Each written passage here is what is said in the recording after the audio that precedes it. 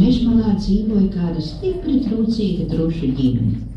Vasaras laikā bija tīri labi, bet, kad atnāca ziema un pārklāja ar sniegu visus tīrumus, visas gāšas, laukus un gravas, tad trušiem klājās diezgan grūti. Tā bija liela trušu ģimene.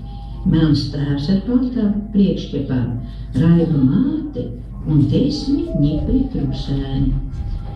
Daži no tiem bija melni kā tēvs, citi raibi kā māte, bet viens viņu vidū bija balts, un tam bija koši sarkanas acis. Tāpēc šo trusīti sauca par sērtecīti. Pašlaik Ziemassvētki bija jau pie pašām durvīm. Citās mājās cepa medus, piparkūkus un pīrāgus, bet mazā sāpecīša vecākiem nebija nekā ar ko iepacienāt savus 10 bērnus. Uz galda mētājās tikai pāris sabojājušies burkāni un viens sažuvis negaršīgs kālis. Visi mazie trusēni bija ļoti noskumuši. Deguni tiem raustījās citam par citu bēdīgāk, un mazā sātecīša austiņas nošļukušas uz leju, katru uz savu pusi. Bēdīgi bija trušu miteklī, bet kā ārā, varbūt tu nāca Ziemassvētki. Sātecītis uzvilka kažociņu, aiztaisīja visas podziņas, aptina lakatu 2 reizes ap kaklu un izvīda no alas. Aiz aptālus augstos kūpēja dūmi. Varēja dzirdēt pat pannu švirkstēšanu un trauku skanēšanu. Tur lapsa gatavoja svētku mīlestību savai ģimenei.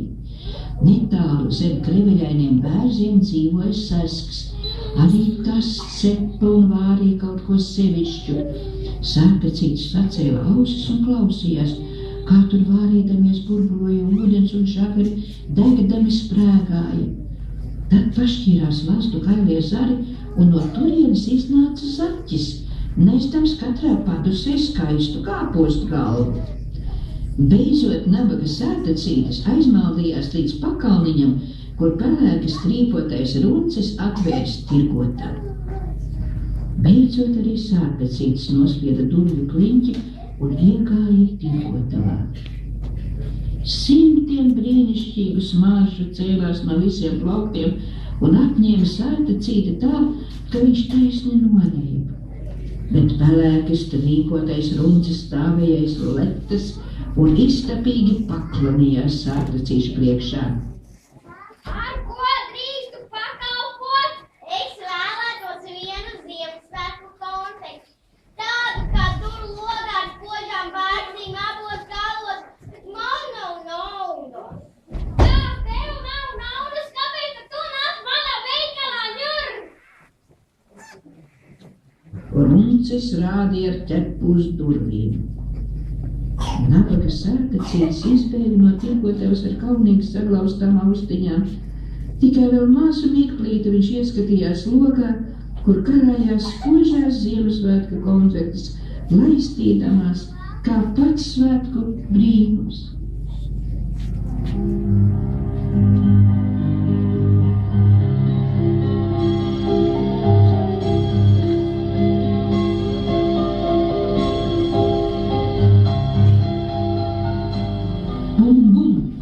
Rībināja. Bum, bum, bum! Īsu brītiņu troksnis atklus, un tad atkal sākās no jauna. Bum, bum, bum! Kas gan tur tā trokšņoja? Sātecītis bija reti zinkārīgs trusis. Viņš sacēla abas austiņas un piesardzīgi cilpoja uz to pusi, no kurienes nāca šis savaidais troksnis. Beidzot trusēs tika līdz kādai vecai gobai. Pie gobas piebūvēta mājila ar slīpu jumta, un tur iekšpusē kāds visu laiku nepacietīgi dārdināja. Tuvāk iet gan sāpecītam bija tā kā baili, jo tā jau ir, ka trusis ir un paliek tikai trusis. Laidiet ārā! Laidiet ārā! Vai tu tas esi Krunkuli? Jā, tas esmu es, Krunkulis, vecais pārslu rūķis. Es esmu iegrabēts pats savā mājā un netieku ārā. Citi pārslu rūķis, ecina izcirtu mēsli. Tikai es viens esmu iegrabēts pats savā mājā un netieku ārā.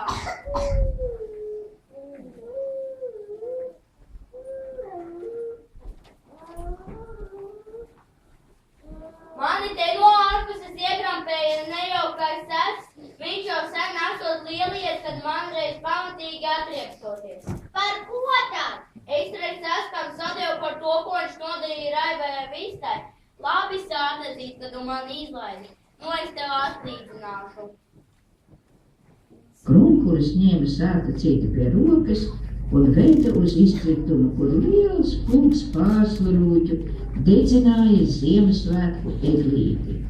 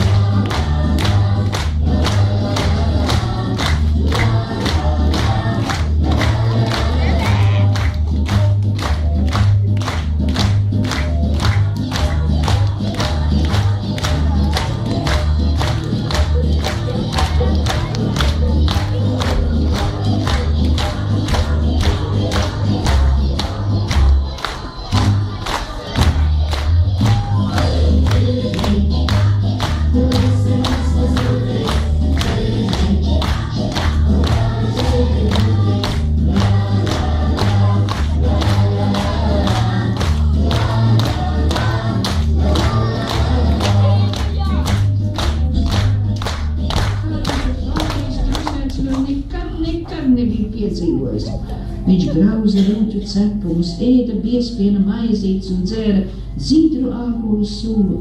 Viņš dansoja, viņš gāja rotaļās un meta gaisā kūleņus, lai labajiem rūķiem būtu par ko pasmieties.